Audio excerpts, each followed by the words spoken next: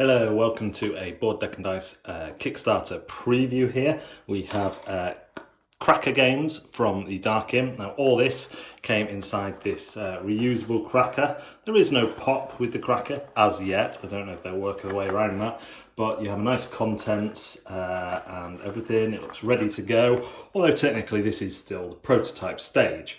What you get in the box is a bag full of different colour cubes and little imp meeples, if I can find one. They've obviously sunk to the bottom. There they are, in 6 colours.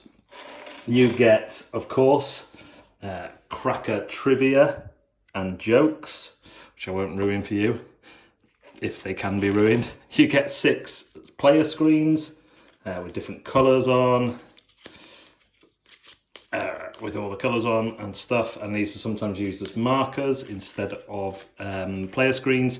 And you get a deck of cards. Now a deck of cards has 1 to 6 numbers on, the different 6 coloured imps, and then 6 different borders. And this is important because quite a lot of the games use matching of elements, so the numbers or the imps or the borders. So these have obviously been done mathematically. So here we have yellow imps, but their numbers are different, for example.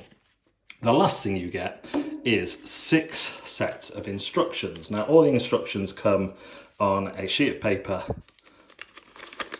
like so. Tells you what type of game and how many players, the complexity, gives you a QR code to go to a video instructions, and then the rules. And out of these 6 instructions, I've only found 2 missing rules. And so that's been fed back and that'll be fixed for the Kickstarter. But that's quite impressive. 6 games, 6 missing rules. So what are the games? I have not played the first 2 I'm going to talk about, which is Impatient, which is a racing game, which reminds me a little bit of Get Bit. In the game, you're going to set out a number of hurdles, which you're going to want your imp to jump over. But your imp will be selected secretly at the start, so you'll know your imp's colour, but no one else will. And then everyone is going to play a card secretly, turn those cards over, and depending on how many of the colours are represented, they will either move back or forward. So a kind of simple race game there. The voting game is a game where you're trying to accumulate the most cubes behind your screen, and you're going to be manoeuvring cubes from next to your screen to behind your screen to safely away. This one reminds me of the game Crossing, where you're trying to steal from other people. But these 2 I haven't played. I have played all the rest. Probably, let's start with the most basic, is Impetuous, which is a speed game. You get given a certain amount of cards in front of you, and then at the same time, depending on player count, you'll all turn them over and you're looking for the matching element that occurs most commonly, and you take all those cards. So that's the most basic game. Imprudent is also a matching game, but on this time, you are playing more like a double game. So there'll be a card face up, and you have to discard from your hand 1, 2, or 3 cards that match at least one element. And the more cards you match, the more cubes you'll collect, which you need to win, but the less new cards you'll get into your hand. So that's really tricky and fun. And then we'll go for the set collection game. Now this set collection game, you're trying to collect sets of matching imps, again by borders, colour or number. And the way you're doing it is by using a kind of Century Spice Road. So you'll have a number of imps out, and if you want the one that's closest to the end, then you'll get it for free, but otherwise you're going to have to drop cubes, which are worth points, onto the cards you skip, and other players are then free to pick them up. So that works really well. And then Impassive, which is complexity 3, you'll lay out these 6 screens in number order in a circle. So I'll just do it quickly. 1, 2, 3, and then you'll put 1 imp next to each screen randomly. And what you have to do is you'll have 4 cards, 2 go in front of you, and 1 goes, I should put them around this way, shouldn't I, so you can actually see which is which. So they go there. And at the end of the game, this is how many points each imp is going to score. So if I started with these cards, I might think, great, I've got blue, that's only 3, purple 6. So I'm going to put, oh no, that's still blue. So I'm just going to put a red and a blue down. Now on my turn, I can swap my cards. One of my cards with one of my face down cards, or I can use the imp cards for their number or for their colour. If I use it for their number, I would simply add a cube to that number. Now that cube adds 1 point to the value of the end game imp, and then I draw again. If I use a colour, I can swap that with the imp to its left or right. So I know I've got blue down there, so I want blue to score more points, so I switch it up there. And that's how the game goes until you run out of cards. That is all 6 games. However, what you also have in here, what you're looking at, is a load of high quality components that you can make your own games with. Should you not like any of the rule sets, then house ruling is easy and I would say almost implicitly encouraged. The fact that some sentences were missing on 2 of the games meant I had to just work out what to do until Dark Imp got back to me. But that was fine. And we chose the thing that we thought worked well.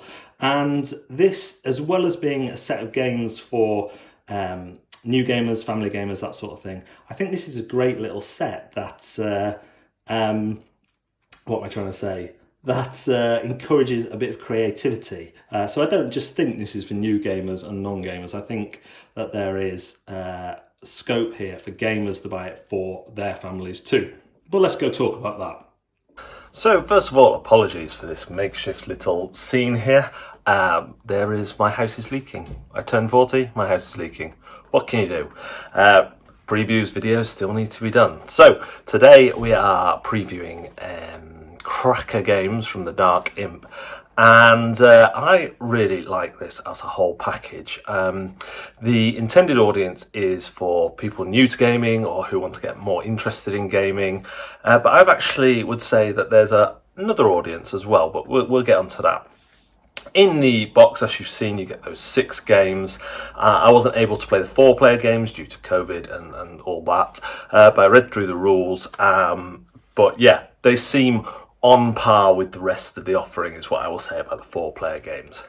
The rest of the games I've played with 10-year-olds and particularly my niece, who absolutely loved the whole experience of taking the same components and using them for different games. My favourite of the games is the value altering one where you have the 6 different valued imps and you're trying to change their value to get your imps worth the most. It reminds me a little bit of a very, very condensed and extremely streamlined War of Whispers, where you've got your secret order that you want the kingdoms to end up in. It's a bit like that, but you have more manipulation of what you want to end up with. I liked that one a lot. I also liked the one where you have to play matching cards, and the more matching cards you play, the more cubes you get, which are points, but you don't get any cards back from the draw pile. And I think what elevates cracker games for me is the fact that it's clearly been made by a hobby gamer, by someone who understands the mechanics and systems that go into hobby games and has tried to include those in a simple way that will work for most normal or people who haven't experienced much hobby gaming. So you can easily build on top of these into other hobby games. But also, for me, I just started thinking about how I would at first house rule. So you look at one of the games, maybe it's you don't feel it's as strong as the other, and to be honest, that's going to be on your preference of gaming. For me, the speed one wasn't perhaps as strong as the other games, so you immediately start thinking, right, well, how would I change this? Because more than other games where you play them and kind of house ruling them feels a bit like this should have been done in playtesting. This feels like part of the point here is that you're given not just 6 games and these components, you're given this kit starts you thinking creatively about these things. How would I change this? What would I do? And I really think that for some children and for some gamers, this is going to be like more of a play kit of components. And here's 6 examples of games, very simple games that you can make. And those people are going to think, right, what can I make? And there's room for that as well. There's no dexterity game in there, for example. So I'm really excited to see what comes out of this. Yeah, I don't know if there's any plans as yet for the Dark Imp to do something like stuff by Bez did with Wibble, where people can submit their own rules, but I think that'd be a really nice idea, you know, a challenge to make your own games with the same components and then submit them to a kind of community site could work really well. The components themselves are all lovely. The wood is nice, obviously the cards are good quality. They have to be that small size fitting in the cracker, but they're fine for shuffling. The jokes are awful, but it's a Christmas cracker.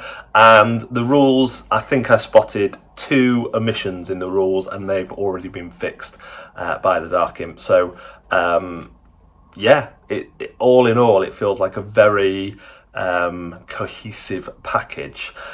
So I would recommend this for as it's great as a gift for anyone who's interested in more hobby gaming.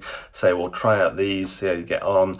But also for if you find yourself often thinking, could I design a game, or your kids are playing with the components, designing their own games, then I think this is a good kind of stealth how to design kit, almost. Like you often see the books with loads of components on Kickstarter, and I think one of the ones I saw was just a box of components, and I was like, well, I've already got all those.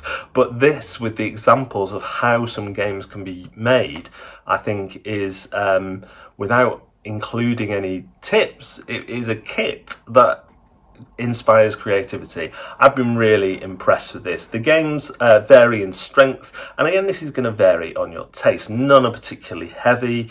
They do come with a complexity rating, which again will vary depending on your experience with board games.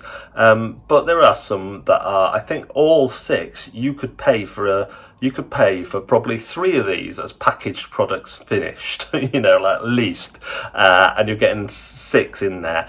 And for me, there is, out of the 4 I played, I'd definitely play 3 again. The matching one, I would do house rules. The racing one that I haven't played yet, from reading the rules, I would probably experiment with the house rules straight away. There was one thing in there where you're basically playing cards to move things, but what you're trying to move is a secret, which I've seen before. And I would employ more of a system where you play a card to the table, and then you can't pick that up until the next round, so people know what colour you're not going to be able to play, and they can remember if you're playing a colour a lot. But again, I'm used to playing more gamey games, so that might not be appropriate. And then the voting one, I would happily play, give a try. So out of the 4 I've played, I would definitely, absolutely play 3 again, anytime. The speed one just wasn't for me, because... Why wasn't it for me? Because it leaned into the trap that a lot of speed games fall into, is that if someone's just faster than you, then they're faster than you. And that's the thing that all speed games have, or most speed games. And then out of the 2 I haven't played, just from reading the rules, so bear that in mind. The voting game I would definitely play. The racing game I would see how it went for a couple of rounds with the rules as they are, and then probably implement that card change and see how it went with that. But again, like, it's not that I don't want to play it, so I want to play it and I think, oh, okay, I've played a lot of games, I could see how that will work, I would maybe want to do this, which is again a good thing. You know, it's the games, the way the system is built, it's not even a system, the way cracker games are built, they've made me think that, and I think that's a really positive thing. So although this is a preview, just giving you an idea, I have given you some opinions, but that's okay because I've not been paid to market this one at all. So, you know, it's a good. I'm just excited about it. I'm just excited about the potential of it, the potential of some young children and people getting hold of this and becoming the designers of tomorrow. That's what excites me a lot about this. And also the kind of the main thing of it, which is not what I've just said, the main thing is that more people come into gaming, which is exciting too. So that's my thoughts on the Cracker games. Do head along to the Kickstarter below and have a look for yourself and hopefully back it. We'll see you next time. Thanks very much.